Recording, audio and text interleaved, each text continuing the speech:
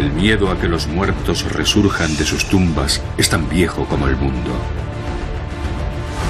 Y entre esos seres que podrían resucitar, los más temidos son los vampiros, los terroríficos señores de la noche. Yo soy Drácula. Seguro que habéis oído hablar de mí. Una criatura de la noche que se alimenta de sangre. Y no estoy muerto, pero tampoco vivo. Antes era un ser solitario al que todos temían. Pero hoy tengo muchos compañeros, estrellas del mundo moderno, que siguen mis pasos. ¿Pero en qué me han convertido? En un joven pálido que siente escrúpulos a la hora de morder, en un sex symbol de sagas románticas para adolescentes. Os contaré mi historia. Venid conmigo si tenéis el valor de seguirme.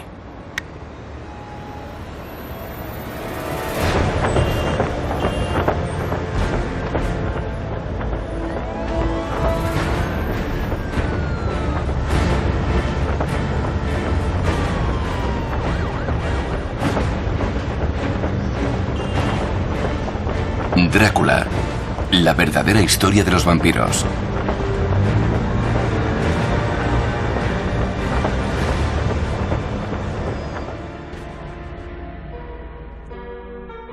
En 1897, el escritor irlandés Bram Stoker publica Drácula, que se convertirá en una de las novelas más conocidas de la literatura mundial. En ella habla de un conde rumano convertido en vampiro y su viaje a Inglaterra, donde cometerá terribles crímenes. A finales de la era victoriana, las historias de terror son un gran éxito de ventas.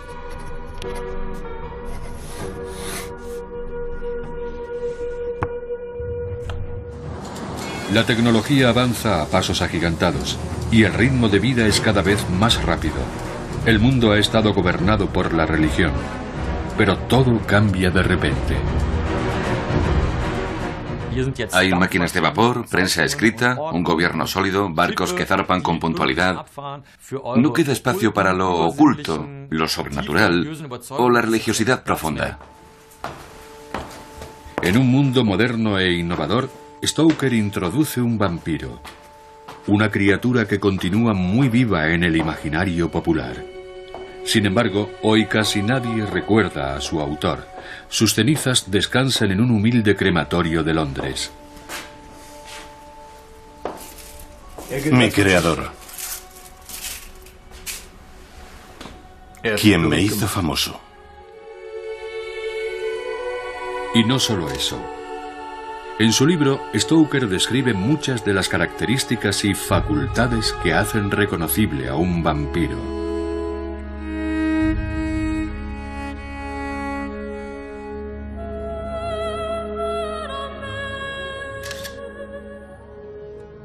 Cuando la novela Drácula es publicada, los críticos se muestran divididos. Para unos es literatura de segunda clase, mientras que para otros es una de las mejores historias de terror jamás escritas, aunque no apta para espíritus delicados. En cualquier caso, Stoker no deja indiferente a nadie.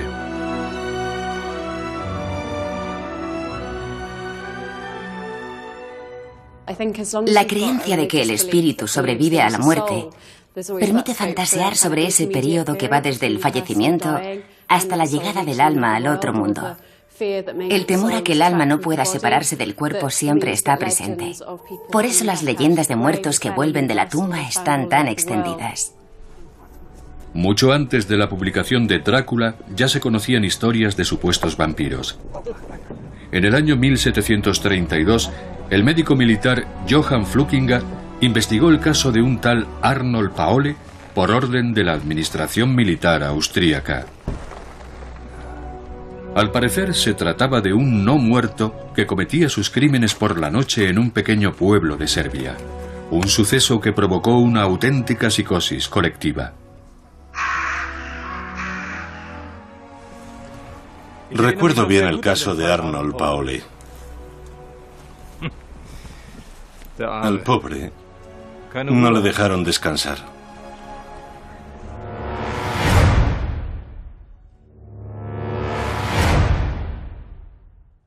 Varios vecinos juraron haberlo visto poco después de su muerte, merodeando por las calles y penetrando en las casas para arrebatar a los vivos su energía vital.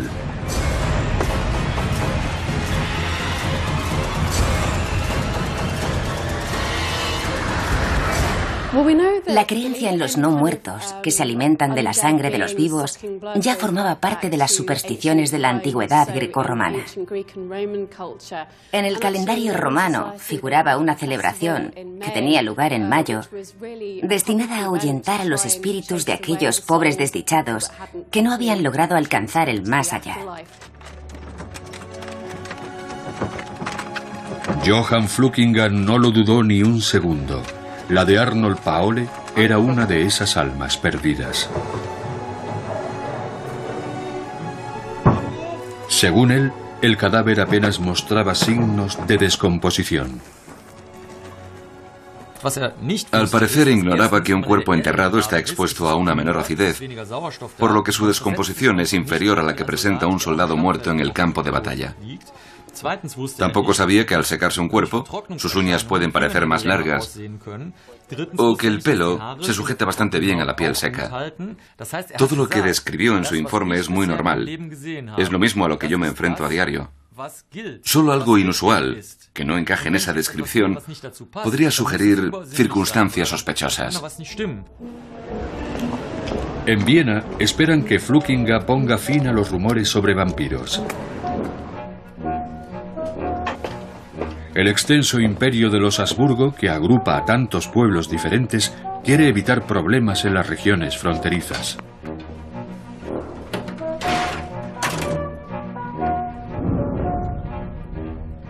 Pero su dictamen no colmará sus deseos, como muestra el informe final consignado en negro sobre blanco en el Archivo Real. Está en perfecto estado, no presenta descomposición. Había rastros de sangre fresca en los ojos, la nariz, la boca y las orejas. Sin duda se trataba de un verdadero vampiro. Así que ordenó incinerar el cuerpo ese mismo día y devolver las cenizas a la tumba.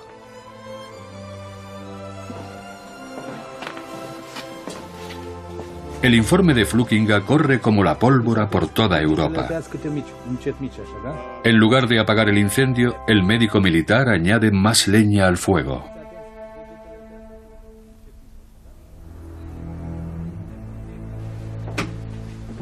Todo el mundo hablaba de nosotros. Ya no éramos una fantasía de aldeanos supersticiosos, sino el objeto de disputas académicas.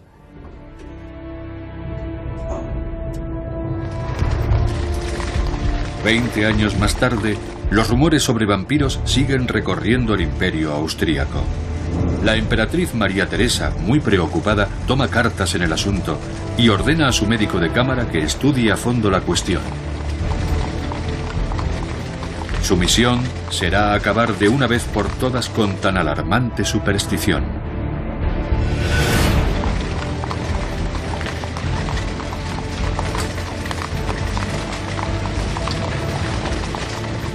Gerard van Swieten es un hombre muy culto y un defensor acérrimo de la ciencia moderna. Para él, los vampiros son tan solo una barbaridad difundida por los ignorantes, una simple quimera. Van Swieten no alberga ninguna duda sobre el resultado final de su investigación.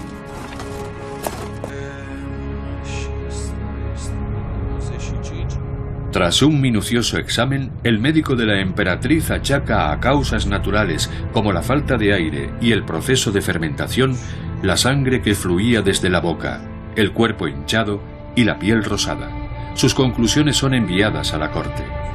Todo este escándalo nace de un vano temor, de una credulidad supersticiosa, de una fantasía oscura y agitada, y ante todo, de la ingenuidad y la ignorancia del pueblo. Un categórico informe que aspira a desterrar a los vampiros de la faz de la tierra.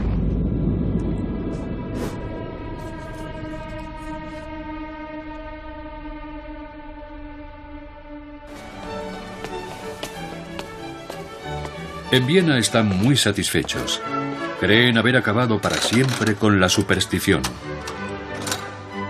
Por su parte, los desdeñosos extranjeros que veían la biblioteca de palacio como un bonito escenario para fiestas y reuniones, comienzan a ver este recinto como un refugio de la sabiduría digno del mayor respeto. La Ilustración. Cuánto me gustaba. Montones de libros científicos para conjurar la superstición. Cientos de tratados solo con ese fin. La luz había llegado por fin a Viena. Y nosotros no existíamos. Para erradicar definitivamente la creencia en los vampiros, se forma una alianza al más alto nivel. El mismo Papa ha escrito tratados definiendo el vampirismo como una alucinación de personas enfermas, y la emperatriz se suma a tan elevado empeño. El 1 de marzo de 1755 es publicado el llamado Decreto de los Vampiros, en el que se establecen penas muy severas para quien se atreva a abrir tumbas sin autorización y clavar estacas a los cadáveres.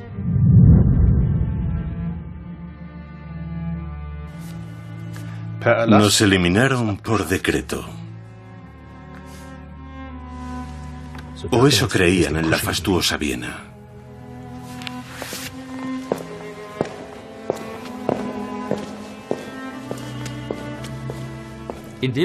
Al enterarse de que gobiernos e instituciones investigan la existencia de vampiros, la población empieza a pensar, si el Estado se ocupa de esto es porque oculta algo importante.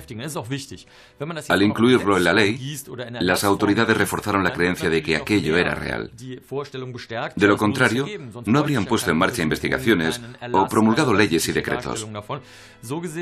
Fue un arma de doble filo que acabó reforzando la superstición.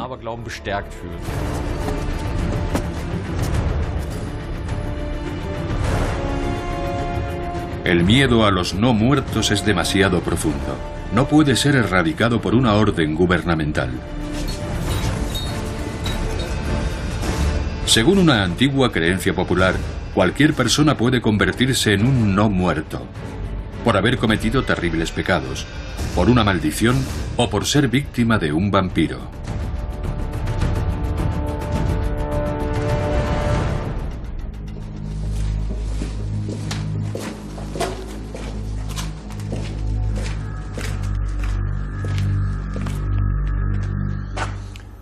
Cuando alguien vive tanto como yo, recorre el mundo entero y no he visto un solo lugar donde no me conozcan.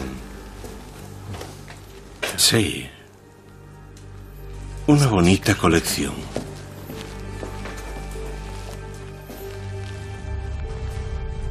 En Rumanía, la creencia en los vampiros sigue estando muy extendida.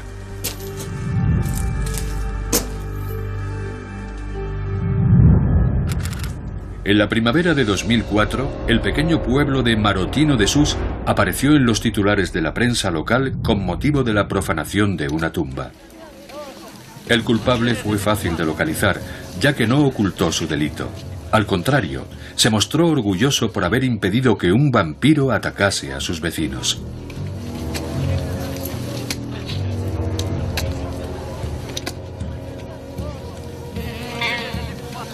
El pastor Mircea Mitrica describió los síntomas de la víctima. Cuando me contaron lo que decía la chica, fui a verla. Vi en qué estado estaba. Y vi cómo lloraba mientras decía, ahí está, me va a matar, me va a comer. Mircea Mitrica no se lo pensó dos veces, y sin la menor vacilación, abrió la tumba y le arrancó el corazón al cadáver, lo que ordena la tradición del pueblo cuando se descubre a un vampiro.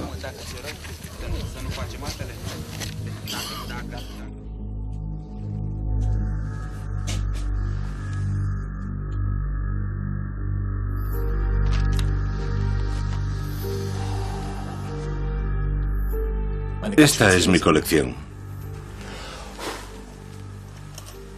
Recuerdos del paso de los siglos. Empecé hace mucho tiempo. Supuestamente nos pueden matar con una bala de plata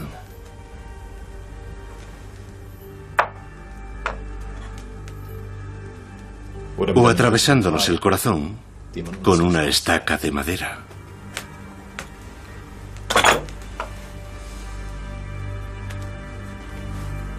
Y por aquí tengo una cruz.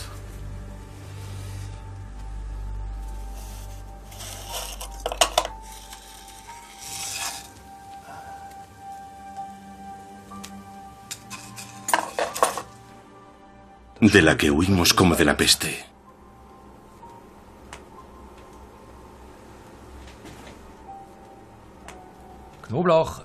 El ajo es bueno para combatir a brujas y vampiros. Aparecen muchas historias. Una de ellas cuenta cómo algunos espíritus pueden adquirir forma corpórea tras penetrar en una cocina un determinado número de veces, y cómo el ajo se convierte entonces en una eficaz y asequible defensa.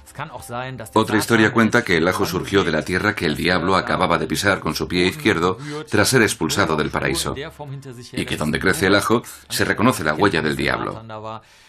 Para mí el ajo está tan presente en la mitología porque es muy saludable y curativo. De ahí proviene su supuesta relación con lo sobrenatural.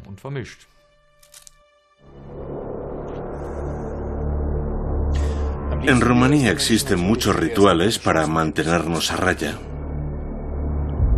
e impedir que volvamos del otro mundo. Y algunos son muy eficaces.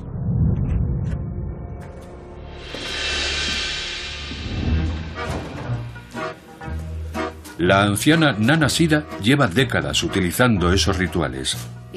Colocamos una vela en cada esquina para que su ruta hacia el más allá esté iluminada.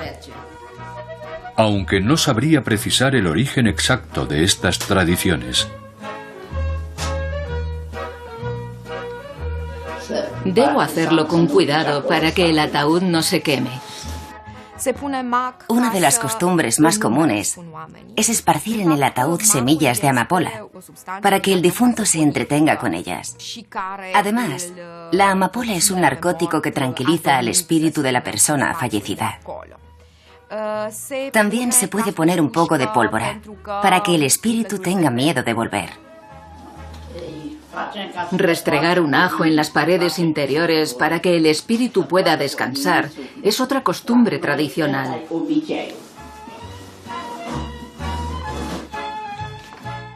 Durante los últimos años, algunos han comenzado a introducir en el ataúd un teléfono móvil para que el difunto pueda comunicarse desde el más allá.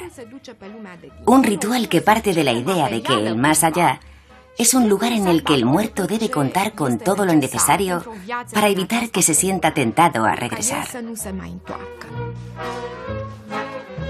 Por último, se clava una estaca en el cadáver, aunque sea de forma simbólica. Colocamos una aguja en la llama de la vela hasta que esté al rojo vivo. La aguja simboliza la estaca que clavaremos junto al oído. Y después, que Dios le dé el descanso eterno. Rumanía es la patria de los vampiros.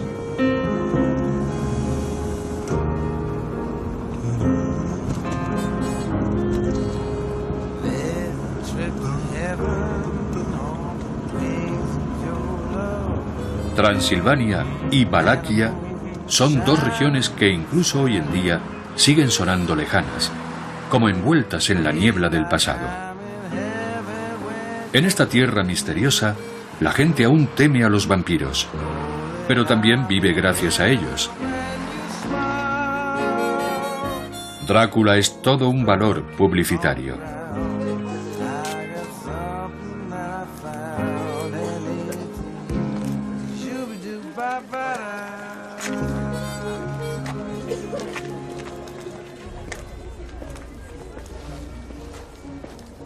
La ciudad transilvana de Bran fue el hogar del personaje histórico que inspiró la leyenda. Vlad Tepes, el Empalador, un temible noble del siglo XV. Resulta difícil encontrar un recuerdo en el que no aparezcan él o Drácula. Deberían darme comisión. El negocio marcha Gracias a mi fama. Bran recibe miles de visitantes cada año. La idea de que esta fuese la residencia del empalador nació hace 50 años, tras considerar que este hermoso castillo era el que más se ajustaba a la descripción de Stoker.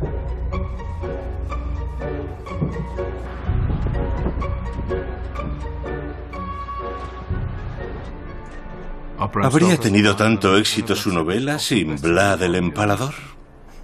¿Quién sabe? Aunque la auténtica clave fue la debilidad de la Inglaterra moderna por lo sobrenatural. Stoker oye hablar por primera vez de Vlad Tepes el Empalador durante una sesión de espiritismo, una actividad lúdica muy de moda entre las clases altas desde 1890.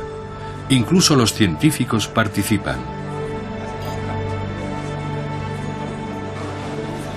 Un historiador húngaro, tras ser presentado a Stoker, le cuenta la historia de Vlad Tepes, el señor de Valaquia, el terrible Vlad el Empalador.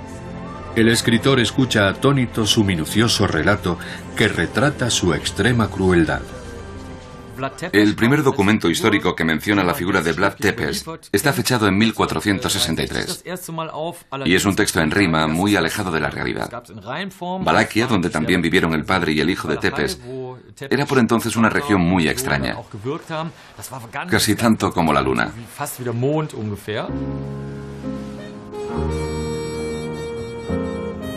Los turcos amenazaban Europa.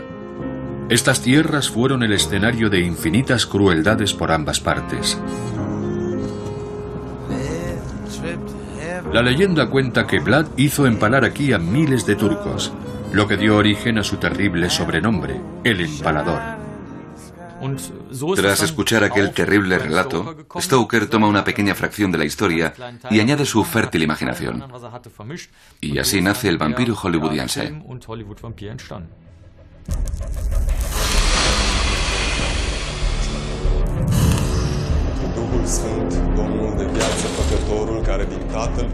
El Drácula de Stoker es un despliegue de fantasía irlandesa condimentado con un toque de historia tradicional rumana. Una receta que terminará alcanzando el éxito mundial.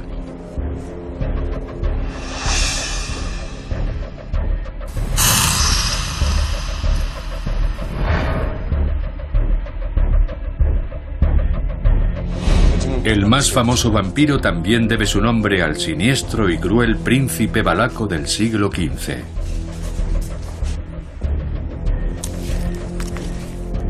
Vlad Tepes nació como Vlad Draculea, diminutivo de Drácul, que heredó de su padre y que significa pequeño dragón.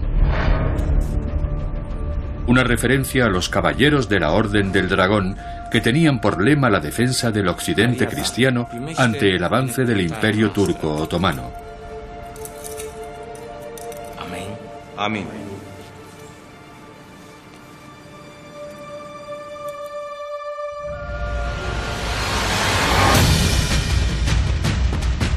Vlad Tepes era un guerrero despiadado y temido que torturó y masacró a miles de enemigos.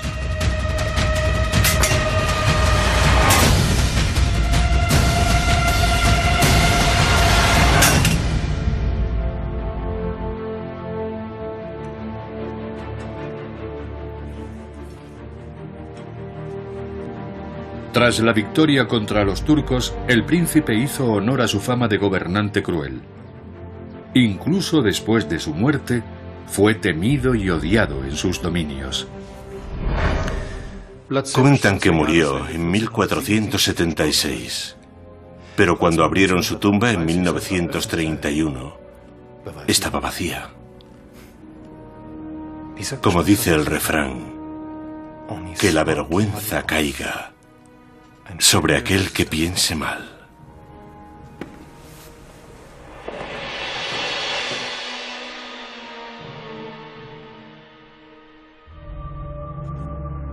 La pluma de Bram Stoker transforma al sanguinario príncipe Vlad en un vampiro que se alimenta de sangre. Incluso cambia el título inicial de la novela, de El no muerto a Drácula. Stoker era un gran investigador, algo que muchos ignoraban. Pero el descubrimiento del manuscrito original y de las notas previas dejó patente que había leído muchos artículos de prensa y numerosos informes de viajes antes de crear una obra tan completa. Su protagonista es complejo y singular. Bram sabía todo sobre mí, incluso a qué escuela había ido y el nombre de mi maestro. Junto a otros 9 aprendices, Drácula aprende brujería con el mismísimo diablo. Solo el alumno más dotado le servirá eternamente. Adivinad quién fue el elegido.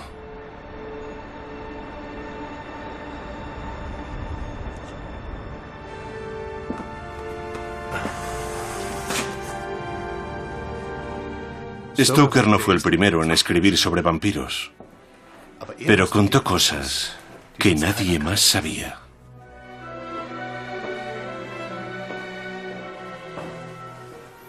Bram Stoker combina hábilmente datos históricos con elementos propios de las novelas de terror.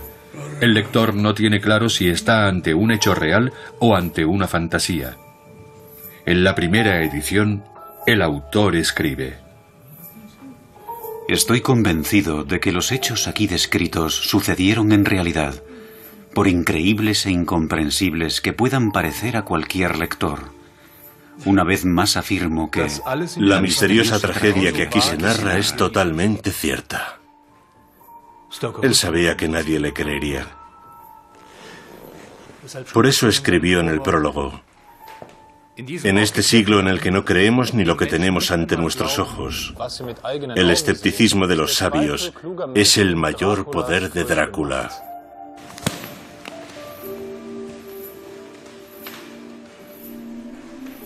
En un momento en el que se intenta comprender todo, Stoker se divierte sembrando dudas. Por eso Drácula viaja a Inglaterra en un barco ruso que encalla frente a la costa de Whitby. Un lugar donde no es extraño que la prensa de la época se haga eco de algún naufragio. El barco varado se puede ver en la playa, con su aspecto perdido, tenebroso y solitario, como un buque fantasma en el que solo una persona ha sobrevivido.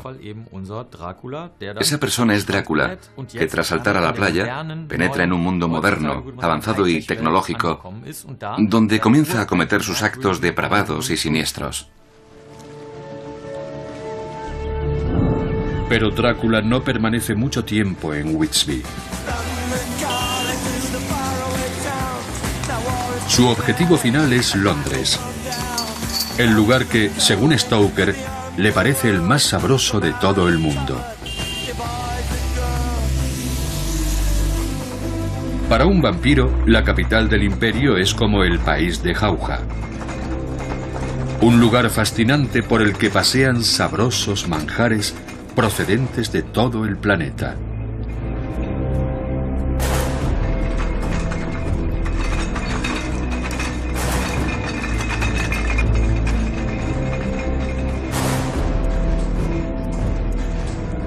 Drácula se convierte en su dueño y señor.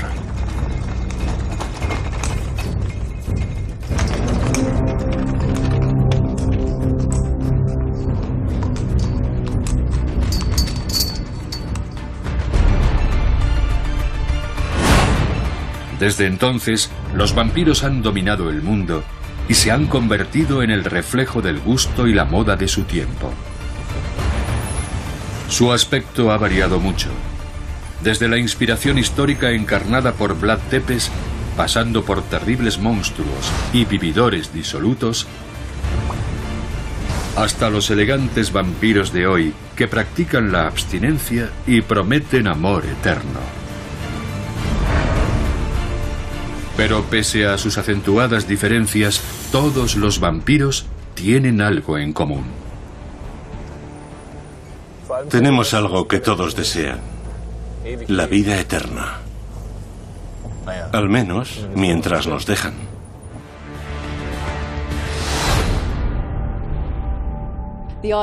La idea de un Drácula inmortal es algo que se opone a la corriente cultural vigente. Es un concepto que se enfrenta a los valores que constituyen e impulsan nuestra sociedad: el materialismo, el conformismo y la respetabilidad. La leyenda de Drácula se basa en la inmortalidad, que es algo que no encaja en los valores de nuestra sociedad materialista. Los vampiros de hoy tienen muy poco que ver con Drácula. Algunos incluso intentan ser buenas personas. Hollywood ha convertido al monstruo sanguinario y nocturno en un adolescente enamoradizo y vulnerable.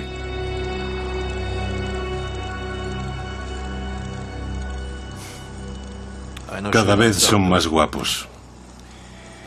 Y en mi opinión, más niñatos. Cuando Stoker diseñó mi imagen, seguramente pensaba en su amigo, el gran Henry Irving. Henry Irving, el actor shakespeariano más famoso de su época, tenía como representante a Bram Stoker. Irving no quiso interpretar a Drácula porque le parecía trivial. ¿Y quién se acuerda hoy de él? A mí me conocen en todas partes, aunque ya no salga en tantas películas. Pero todo el mundo cree saber cómo soy.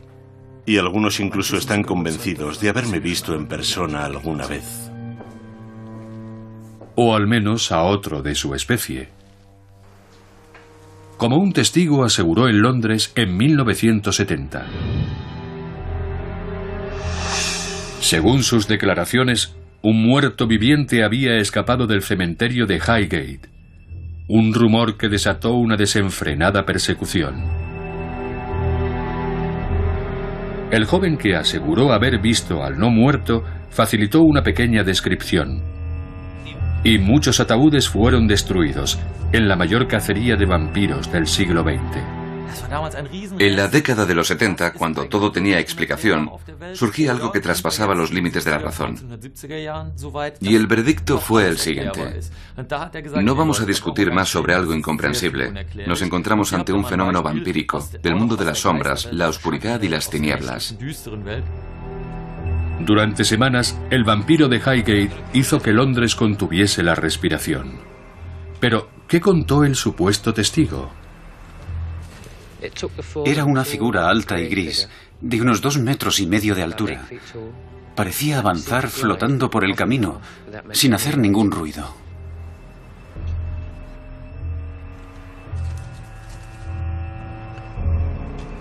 He estado muchas veces en Highgate y nunca he visto a otro vampiro.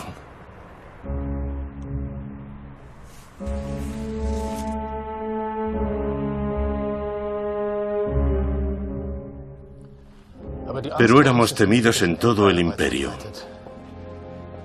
En Irlanda, la patria de Stoker, llevamos vagando más de 1000 años.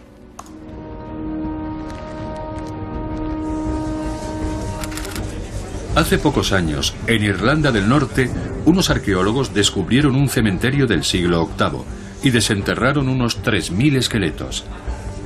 Algunos tenían piedras colocadas sobre las piernas, una señal clara del temor a que los muertos pudiesen regresar. Los investigadores han encontrado indicios de ese miedo ancestral en otros cementerios británicos. Hemos encontrado clavos similares a este, clavados en el cuerpo de forma intencionada. Uno atravesaba el hombro derecho, otro estaba en el corazón y otro en el tobillo izquierdo. Todos estos clavos parecían tener como finalidad evitar que el fallecido pudiese levantarse de nuevo. Tal vez esos muertos eran sospechosos de ser vampiros.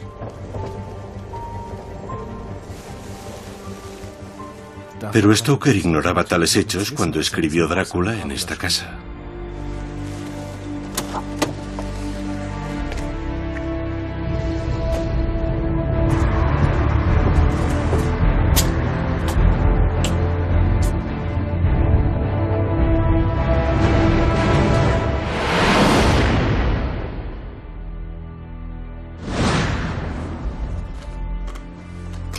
Sin embargo, en tiempos de Stoker, las historias de muertos vivientes eran muy populares en las Islas Británicas. En sus notas no aparece nada sobre su Irlanda natal. Allí solo existen elfos, hadas, duendes y otros seres mágicos. Aunque bien mirado, ¿por qué escribir sobre lo que ya se conoce? Uno de los personajes mitológicos del inframundo irlandés podría poner en cuestión todo lo que creemos saber sobre el origen de los vampiros. Un muerto viviente que sembró el terror allá por el siglo VI.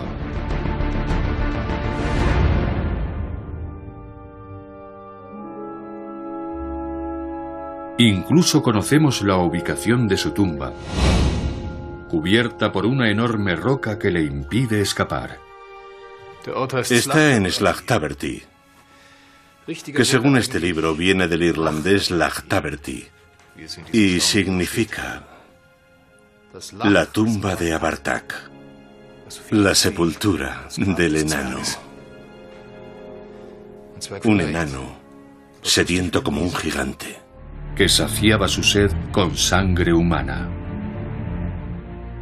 En vida era un rey cruel, y sus súbditos no dejaban de suplicar que alguien acabase con él.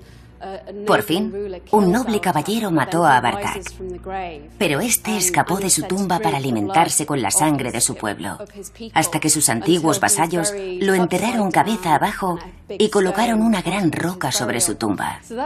Es una historia interesante, que combina la idea del muerto viviente y la del bebedor de sangre. Al parecer, su historia es muy similar a la mía. Los irlandeses siguen dedicando una noche al año a los muertos vivientes.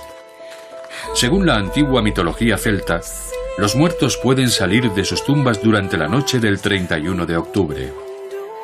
Esta festividad, bautizada como Celebración de Samhain, es conocida en todo el mundo como la Noche de Halloween.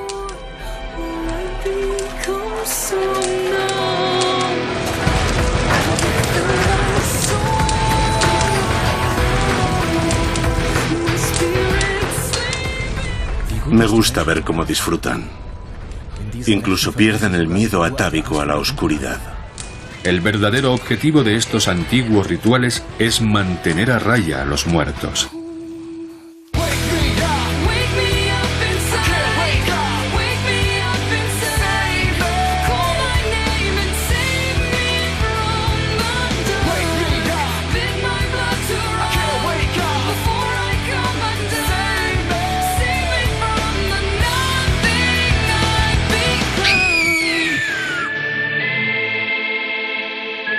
Algunos aseguran que el Drácula de Stoker podría proceder de Irlanda, apoyándose en el relevante significado que posee su nombre en la antigua lengua de la isla. La palabra Drácula podría tener un origen irlandés, ya que Droc Ula, en este idioma, significa mala sangre. Es cierto que resulta más lógico que este sonoro sobrenombre proceda de Vlad Draculea, Vlad el Empalador, el noble rumano del siglo XV. Pero también es posible que Stoker eligiese esa palabra por su resonancia y su significado en irlandés, que encajaba a la perfección con el siniestro carácter de su protagonista. Es difícil imaginar que Stoker no conociese a fondo la mitología local. Una misteriosa enfermedad le obligó a guardar cama durante sus primeros 7 años. Su madre y su niñera, siempre solícitas, trataban de entretenerle contándole historias y leyendas irlandesas. Historias con las que, muy probablemente, soñaba por las noches.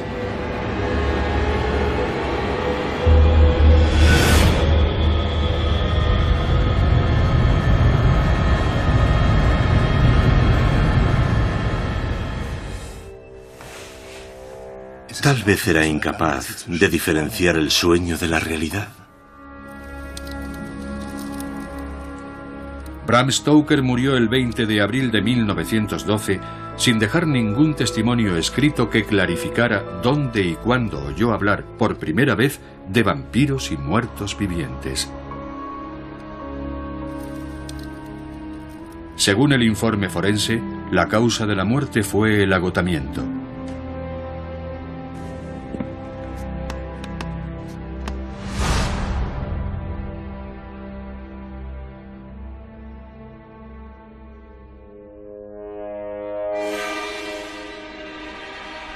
Bram, de no ser por ti nadie me conocería. Yo te debo mi fama y tú me debes la tuya. La novela Drácula no fue un éxito inmediato. Las reseñas fueron amables pero distantes, lo que resulta bastante curioso. Y aún más teniendo en cuenta que su enorme número de reediciones y traducciones no es muy inferior al de la Biblia o el Corán. Aquellas primeras críticas, frías y desapasionadas, contrastan con la total asimilación del vampiro de Bram Stoker en todas las sociedades actuales, al menos en Occidente. Drácula es hoy mundialmente famoso. Pero Stoker nunca llegó a conocer su extraordinaria notoriedad. Murió mucho antes de que su novela fuese alabada y reconocida. No disfrutó del éxito, pero gracias a él, estoy más vivo que nunca.